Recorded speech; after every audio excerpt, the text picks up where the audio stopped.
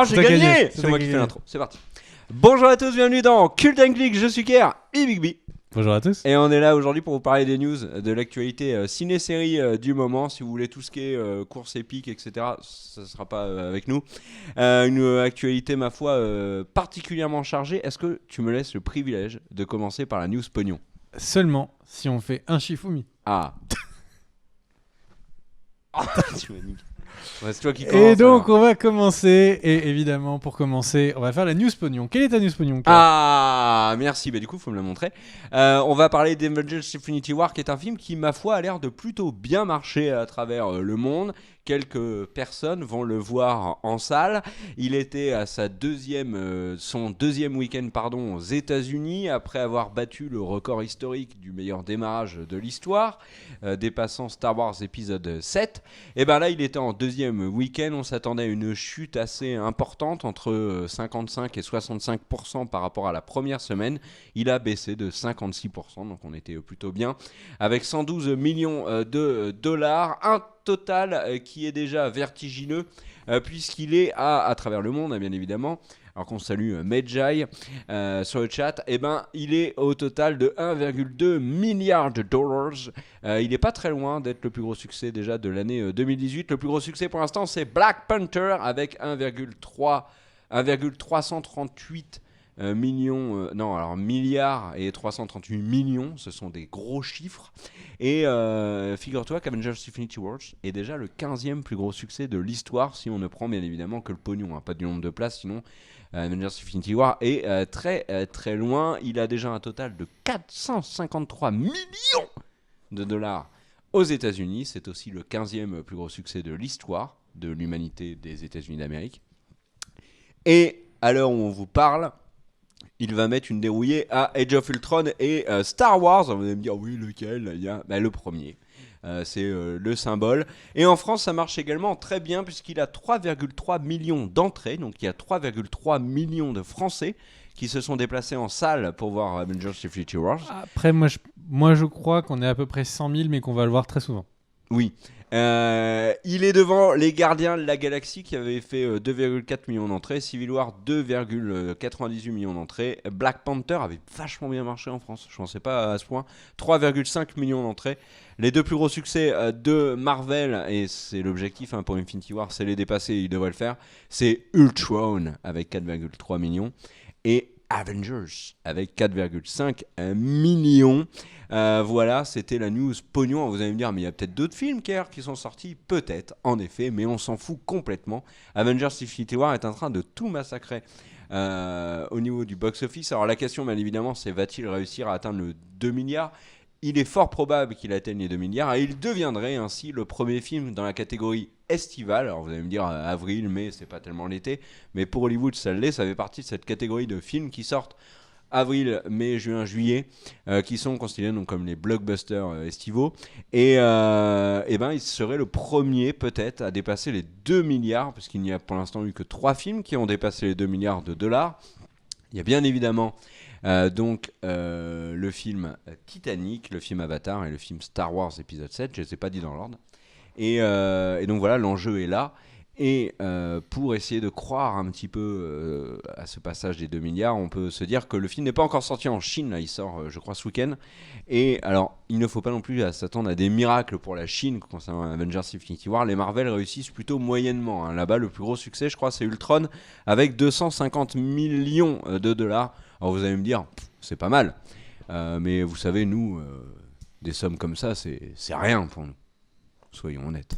Alors qu'on remercie Charrier Paul sur le chat qui dit premier don sur cette chaîne, bonne continuation. Merci à toi Charrier. Merci. Ah, peut-être que c'est Paul son prénom. Peut-être qu'il en avait marre qu'on le charrie, Paul.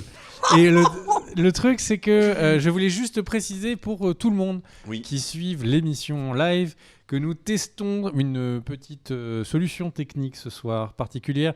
Il y a un petit onglet qui doit apparaître ici, enfin un petit bouton spécial qui est par là, et qui, si vous cliquez dessus, vous permettra de regarder, de choisir la caméra que vous regardez, soit la caméra principale, soit celle qui est là, la deuxième caméra.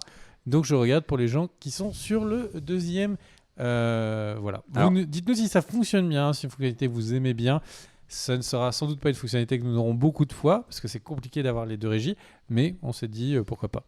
Alors, il y a aussi une autre innovation technique, c'est que l'émission est intégralement diffusée en 3D, donc n'hésitez pas à mettre vos lunettes 3D. Ça serait cool qu'ils le fassent vraiment et que pendant toute l'émission, j'ai des lunettes, alors qu'en fait, pas du tout. Ça me rappelle à l'époque, à 5 ou 6 ans, dans le Picsou Magazine, ils avaient mis des petites lunettes en carton pour, en fait, visiblement, avoir un système olfactif et sentir les différentes cases des comics.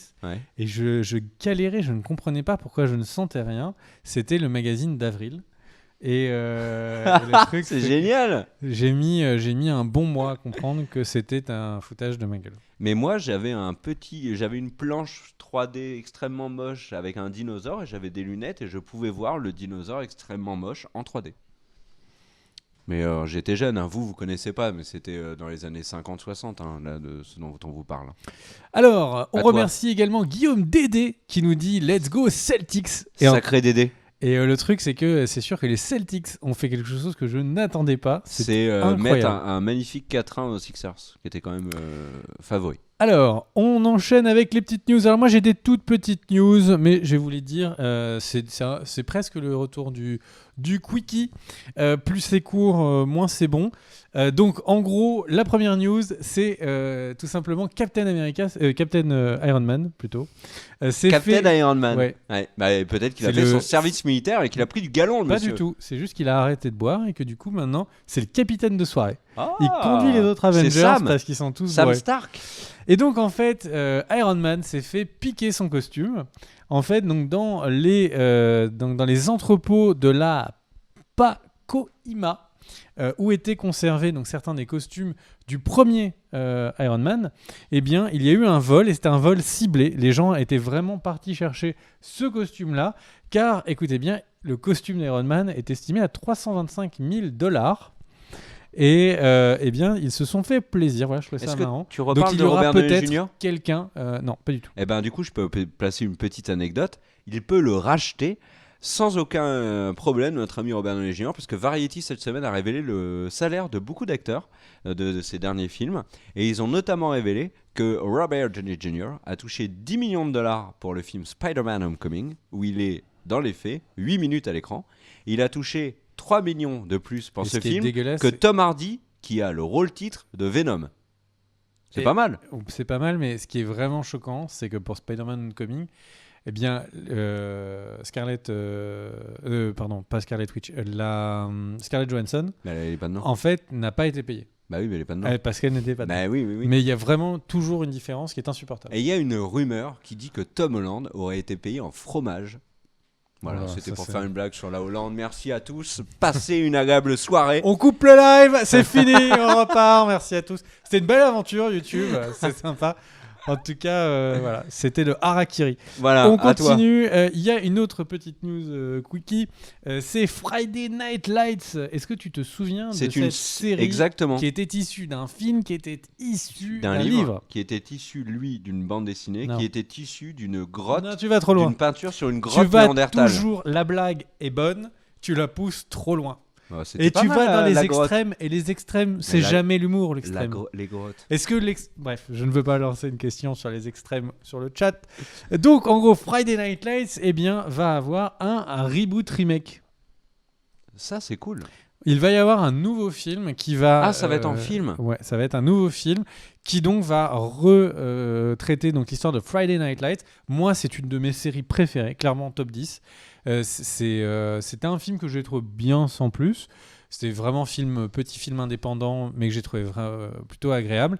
Et moi, c'est quelque chose dont je voulais vraiment vous parler. C'est David Gordon Green, qui est entre autres le réalisateur de Stronger plutôt. Stronger. Qui donc va réaliser ce film. Moi, ça me fait super plaisir de revoir Friday Night Lights. Est-ce qu'ils vont changer le ballon ou est-ce qu'ils vont reprendre le même Ça risque d'être un ballon ovale. Ovale Encore une fois. Okay. Et troisième quickie, eh bien, c'est quelque chose que vous avez dû voir. Il y a Keanu Reeves et Alex Winter qui rempilent pour un troisième Bill et Ted, qui est visiblement un film que pas mal de gens ont trouvé culte. Ted et Bill. Oui. Et il y a Elle est bonne 27 celle-là. ans. Là, tu peux le dire, elle est bonne. C'est la suite d'un film d'il y a 27 ans. Non. Mais si, t'es débile. Et donc, le truc, c'est qu'il y a 27 ans, sortait le deuxième opus. Je ne sais pas quel était ce film. Je ne savais pas que Keanu Reeves avait joué un... C'est un acteur qui a joué dans Speed et dans Matrix. Et donc, je suis très surpris parce que cette news a été reprise de ouf. Oui. C'est le truc comme si ça avait Mais été parce que tout ce qui est incroyable. nostalgie fait cliquer. Non mais nostalgie, d'accord, mais est-ce que tu te souviens de ça? Mais bien Et ils ont évidemment. piqué le logo de Parker Lewis. Et puis il y a Ozzy Osbourne juste derrière. On ne sait pas pourquoi il est sur l'affiche. Hein. Il passait et C'était l'époque où c'était vraiment très anticlérical. Mais c'est vrai que ma blague t'es débile est vraiment très réussie et je mets un copyright et voilà, vous pouvez faire une hola chez vous si vous avez envie. Ouais. À moi. Le chat n'est pas convaincu. Ah si. On rappelle, c'est enregistré en live, le chat n'est pas entièrement convaincu par cette vanne. Et on remercie... Bah t'as rigolé. Tant que tu rigoles, moi je suis heureux. Ça prouve que je suis vraiment un bon pote. Est-ce que tu peux mettre ma news suivante? Et donc on va remercier Mathieu Louvre. Oui, qui nous demande si la review de l'épisode 3 de Westworld saison 2 sera en live. Demain. Non, elle sera sur la chaîne. Elle sera sur la chaîne. Jeune impatient, ça sort demain, reste tranquille. Voilà, alors moi je vais vous parler du film Solo. Alors, est-ce que tu peux me montrer la news? Donc Solo, alors c'est un truc dont quasiment personne ne parle, mais en fait j'ai un scoop pour vous. Alors il y a un nouveau Star Wars qui sort très bientôt, voilà, l'info est balancée. J'ai vraiment peur. Il sort en mai, donc c'est vraiment dans très peu de jours. Alors certes, vous n'en avez pas entendu parler, mais en tout cas, moi, voilà, j'ai envie de parler des films qui sont dans la difficulté. Et en fait, figurez-vous qu'il n'est pas tant que ça en difficulté. C'est vrai qu'il n'y a pas une hype de ouf sur le nouveau film Star Wars, mais figure-toi que la chaîne de cinéma Fandango a annoncé que le film avait réalisé des préventes de ouf sur son premier jour et ça le place en 2e position de l'année derrière Infinity War, devant Black Panther. Non mais c'est vrai? Oui. C'est une vraie news. Oui. Est-ce que c'est pas dû uniquement à Childish Gambino? Alors ça tu en parleras après, on parlera en effet de Donald Glover. Alors là, on vous montre d'ailleurs les nouvelles affiches de Solo. Merci Oupi, ton génie n'a pas d'égal. Et figurez-vous que les spécialistes du box-office, dont je fais humblement partie, mais je n'ai pas été consulté par Deadline à cette occasion, ont estimé que le film ferait entre 165 millions et 175 millions de dollars pour son premier week-end, qui est un week-end majeur aux États-Unis, puisque c'est le week-end du Memorial Day. Donc le jour de la mémoire, il pourrait donc battre un certain Rogue One et ça serait déjà pas mal. Mais il ferait moins bien évidemment que Avengers, que Black Panther, que Gaston Lagaffe, etc. Bref, à toi. Ah non, attends, j'ai un autre truc. Oui, Black Panther lui avait fait 202 millions de dollars. C'est pas mal. Et alors on avait fait en news la semaine dernière parce qu'il y a eu un leak d'un acteur qui disait que son contrat était sur plusieurs films. Et Disney a confirmé que si le film était un succès, il penserait à faire presque aller jusqu'à une trilogie. Oh, l'angoisse. Jusqu'à la semaine dernière, nous ne savions pas que le film allait avoir plus de 250 000 spectateurs. C'est vrai. Nous, on n'y croyait pas du tout à Solo. Un peu plus que 250 000. 50 000. Alors il y a Clem's Mind qui nous dit: allez-vous un jour parler de Supernatural, série qui détient le record de la plus longue série de science-fiction américaine et qui est juste ouf. Est-ce que toi tu as envie, dans ton fort intérieur, de parler de Supernatural? Alors je sais que je sais. Tu regardes, t'as déjà regardé ou pas? On m'a déjà dit que la série devenait excellente dans les saisons genre 4, 5 et machin. Et du coup je me suis forcé à regarder les 2 premières saisons et je n'ai vu qu'une série un peu à la Smallville, tu vois. Un truc stylé, quoi. Un truc vraiment pas incroyable. Et du coup, je me suis arrêté. Donc, je ne comprends pas. Mais peut-être que c'est comme d'autres animes qui sont parfois très longs et qui sont réputés, comme One Piece, et où je me suis arrêté au bout d'une saison. C'est difficile de regarder des saisons et des saisons pour arriver jusqu'au pinacle. N'est-ce pas? Tout à fait. Donc, puisque tu parlais de Solo, je vais te parler de Donald Glover, celui qui, quand il était adolescent, avait pour surnom Don Lover. Ouais, la classe. Et le truc, c'est que du coup, il expliquait qu'à cause de ce surnom, visiblement, peu de filles étaient intéressées. Bah moi, on m'appelle Picardian Lover et ça a été aussi assez gênant. Ouais. Surtout que dans ton coin, ça parle pas trop anglais. Bah non. Donc du coup, il devait pas trop comprendre. Et le truc, c'est que donc notre ami Donald Glover eh bien, a sorti, parce que vous le savez sans doute, c'est quelqu'un qui également a une autre identité. Et c'est un rappeur américain sous le nom de Childish Gambino. Non, c'est pas une blague si vous n'êtes pas au courant, c'est vraiment un rappeur à côté et qui prend ça très au sérieux. Il a sorti un clip il y a quelques temps qui s'appelle This is America, si je ne me trompe pas. Ce clip est juste incroyablement stylé. Je suis pas très fan de rap US d'habitude. Le clip est ouf. Il y a des vidéos explicatives du clip qui sont sorties notamment du Washington Post et du Times que je vous invite à regarder. C'est la manière dont il se pose, les mouvements qu'il fait sont des références à des vieilles lithographies pré-États-Unis, au moment où c'était encore des conflits entre le Nord et le Sud. C'est incroyable. Voilà, moi je vous invite vraiment à le regarder. Je l'ai regardé beaucoup de fois pour continuer à essayer de vraiment de tout comprendre. Regardez ce clip This is America de Childish Gambino, très stylé. Est-ce que c'est aussi bien que ce que faisait Camaro à l'époque ? Bah, en fait, Camaro avait Qu'est-ce qu'il chantait, Camaro avait le talent de se faire oublier. Complètement oublié. Alors qu'on remercie Jenny20 sur le chat qui nous a fait un super don sur le super chat. Ça fait plaisir et ça nous aide à avancer, à acheter du matos pour la chaîne notamment. Alors, on passe sur ma news, tiens. Moi, je vais faire une avalanche de bonnes nouvelles sur les séries. Tu veux une avalanche ? C'est parti. Balance. Alors déjà, je vais commencer par une news qui va, moi, me faire mal et faire plaisir à l'ami Big B. Hélène Pompeo. J'ai plus besoin de présenter Hélène. Elle, c'est bien évidemment Meredith Grey. Elle a parlé et elle a dit que, figure-toi, que Grey's Anatomy, c'était bientôt terminé. Donc si tu veux lancer ce projet... C'est news de ouf. Si tu Grey's Anatomy était encore à l'antenne ? Mais arrête de te moquer. Si tu veux lancer ce projet extrêmement séduisant de la review hebdomadaire de Grey's Anatomy, il faut s'y prendre relativement vite. Bah, on va faire un... Ou alors on fera des critiques old school, rétro, de chaque épisode de Grey's Anatomy. J'ai l'impression qu'on passerait un meilleur temps à faire des reviews de Westworld. Ou une vidéo, le top 10 des meilleures répliques de Lexi Grey dans les saisons 3 et 4. Voyez les idées. Tout est faisable. Vous voyez les idées que je suis obligé de trier pour ce qui arrive sur la chaîne. Au rayon des bonnes nouvelles, cette fois pour tout le monde, il y aura une saison 3 pour l'excellente série The Good Fight, qui est une série qui est un spin-off de The Good Wife. La série est absolument excellente, elle est notamment avec Rose Leslie qu'on avait vu en Ygritte dans Game of Thrones. Vraiment, je vous conseille cette série plus que chaudement. Tu verras, en plus, ça me permet de donner mon avis discrètement, sans que personne ne voit, sur chaque série que je vais énoncer. Pendant que sur le chat, il y a le scénariste de demain qui dit qu'il kiffe, il surkiffe même The Good Fight. Ouais, c'est vraiment une très très bonne série. Alors, c'est aussi une des merveilleuses nouvelles de la semaine, même si on a peur que ça s'essouffle. Mais Peaky Blinders devait s'arrêter au terme de la saison suivante.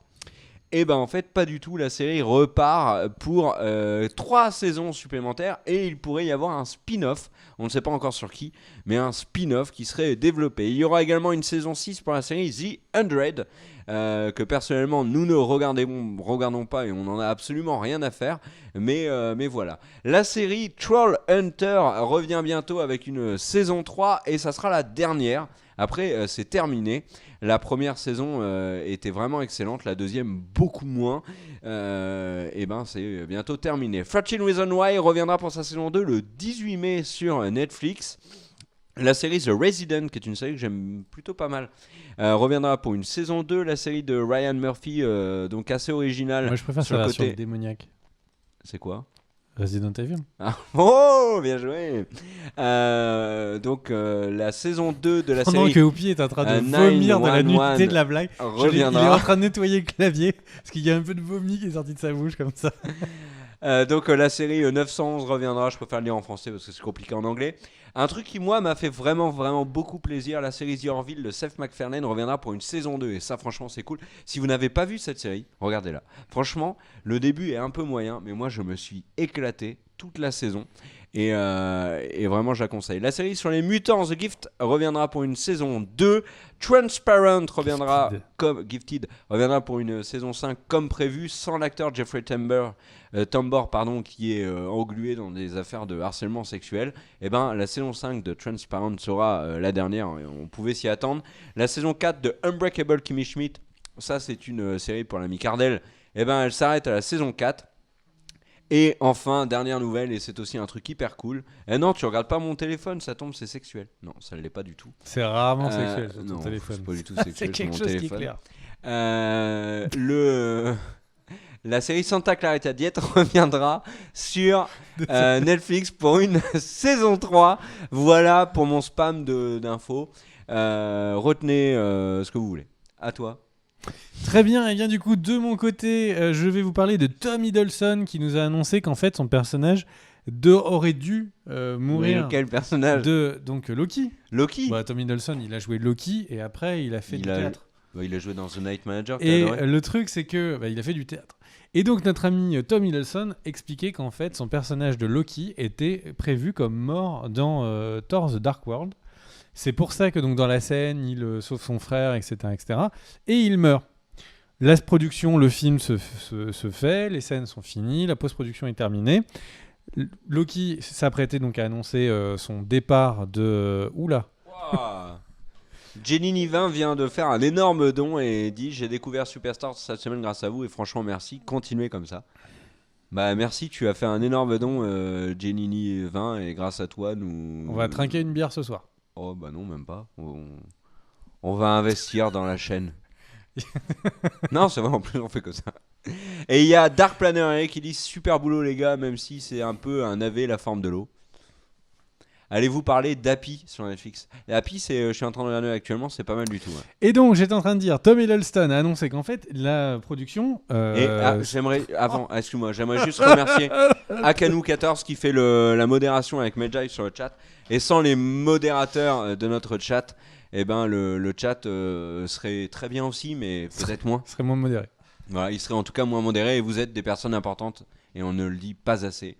Donc maintenant, vous pouvez nous faire un don sur le super chat, les modérateurs. Non, je rigole. Je sais plus de quoi je vous parlais. Il y avait un truc Loki, Tom Hiddleston. Ouais, Loki est mort, tout ça, blabla. T'as une autre news ? Donc Tom Hiddleston avait annoncé qu'il avait préparé donc des annonces publiques pour dire que oui, effectivement, son personnage était mort. Puis il y a eu des screen reviews, avec donc ce qui est fait avec des. Ah non, il a dit que c'était pas un AV la forme de l'eau. Tu veux m'en coller une ? Vas-y. Non. Termine ma news alors. Ah Tom Hiddleston, Loki, à toi Bigby. Donc en fait, avait prévu d'annoncer qu'il était décédé. Il y avait donc des communiqués de presse qui étaient prêts. Ils ont fait ce qu'on appelle les screen testing, donc ceux où on a un panel représentatif de spectateurs qui vont voir le film en avant-première pour donner leur avis sur le film. Et là, catastrophe, personne n'y croit. Personne ne croit au fait que Loki est mort. Et au début, ils en font plusieurs screen testing, donc ils se disent d'accord. Et ils essayent de changer quelques éléments faciles, du texte, de la voix. Et rien n'y fait, personne ne croit que Loki est mort. Et ça semble absurde aux spectateurs. Marvel décide de plier. Et donc rajoute la réapparition donc en toute fin de film de Loki. Et voilà. Et donc en fait, moi je trouve que c'est une anecdote, c'est pas une news particulièrement importante, mais par contre ce que je trouve hyper intéressant, c'est de se dire qu'en fait les screen testing et que les réactions du public peuvent avoir un impact particulièrement important sur les studios, et un studio comme Marvel sur des gros films, etc. Si en fait le public réagit vraiment, vraiment d'une manière non anticipée, ils vont changer les films de peur de ne pas nous faire plaisir. J'aime bien quand on nous fait plaisir. Ouais. Après, quand on nous fait trop plaisir à tout le monde, on arrive sur des scénarios qui sont des personnages qui meurent, qui reviennent, qui remeurent, qui reviennent. Et parfois, ça peut devenir un peu étrange. Mais bon, j'ai trouvé ça pas mal. C'est dur avec Justice League, je trouve. Est-ce que tu veux me montrer ma news suivante ? Alors qu'il y a Sonia Z qui nous donne 2,29€ pour 2 litres d'essence pour Caire. Merci, ça fait... Mais Caire est en Picardie, c'est 47 centimes le litre. Non, c'est aussi... Non, par contre, là, pour l'essence, on est parfaitement civilisé, crois-moi. Au niveau des Quelle taxes. était ta news suivante ? Je ne sais pas, c'est toi qui l'as. Ça doit être Lindsay Morgan, l'actrice de The 100, elle a annoncé qu'elle avait passé un casting pour jouer Batgirl. Alors Batgirl est un film qui est actuellement développé par Warner avec DC Comics bien évidemment. C'était Josh Whedon, le papa de Buffy et d'Avengers, qui était rattaché au projet. Josh Whedon est parti voir ailleurs s'il y était. Et là ils sont en train de chercher donc l'actrice pour jouer Batgirl. Ils envisagent peut-être Lindsay Morgan, que nous avons en photo, mon cher Oupi. Est-ce que tu peux la montrer s'il te plaît ? Donc c'est le moment malaise, bien évidemment, le moment. Mais on attend. Où on est totalement dépendant de notre réalisateur. C'est pas ça, c'est qu'il était dépassé. Il était encore en train de nettoyer le vomi de son clavier suite la blague. Aux suites des mauvaises vannes. Et il est à fond. Il est en train de rechercher à quoi ressemble Lindsay Lohan pour pas montrer une photo de. T'as pas de photo dans le. Je t'en ai donné. Hein. Est-ce que ces news là on les traite ? Alors c'est quoi ?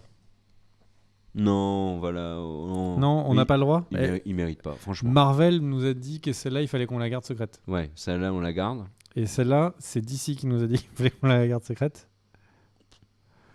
Mais c'est le problème, c'est est-ce que ça intéresserait quelqu'un la news ici ? C'est ça le problème. La news d'ici, le chat n'a pas envie de faire de news d'ici, donc ouais. T'as d'autres news, voilà, Lindsay Morgan qui pourrait jouer Batgirl. Alors qu'est-ce que vous en pensez ? Qu'est-ce que vous en pensez pas ? C'est à vous de. C'est toujours Joss Whedon qui est censé être. Mais non, je viens de dire qu'il avait quitté le projet. C'est vrai ? Bah oui, tu m'as pas écouté. Pas du tout. Bah écoute, Josh Whedon a. Mais Josh Whedon n'a plus aucun projet. T'as pas du tout, parce que j'ai placé probablement ma meilleure blague de l'année. Non. Oh, c'est dommage. Pas trop perso, hein, les photos de Lindsay Morgan. Je sais pas où tu vas aller choper les photos, mais. Alors, Venom, on en parle dans une vidéo qui s'appelle Tout sur Venom, qui sortira cette semaine sur la chaîne et qu'on a déjà enregistré. Bon, et bien du coup, c'est le moment où Alors nous allons. On salue Ashran, qui est un vieux de la vieille de Cult & Geek. Salut, il est arrivé à l'époque de JVTV, comme le dit Medjay, mais en fait, il était là bien avant, déjà chez OGaming, je pense. Et donc, l'ami Kerr, nous allons sans doute terminer les news ici pour passer donc à notre petit classement complètement subjectif des films Marvel. Après, c'est notre classement parce que c'est aussi le vôtre. Il y a un sondage. Vous pouvez encore agir tout de suite maintenant. J'ai l'impression de faire de la télé. Vous pouvez tout de suite agir maintenant en m'appuyant sur la télé numéro 3 de la télécommande. Bien sûr, c'est la petite voix, c'est Cult & Geek couillon. Voilà, on aime bien voir la petite voix de couillon comme ça. Et donc, n'hésitez pas à aller dans l'onglet communauté de Cult & Geek pour voter. Et merci. Et trancher. Et trancher, c'est important de trancher. Merci à tous d'avoir suivi la vidéo des news. Nous allons passer maintenant. Let's go!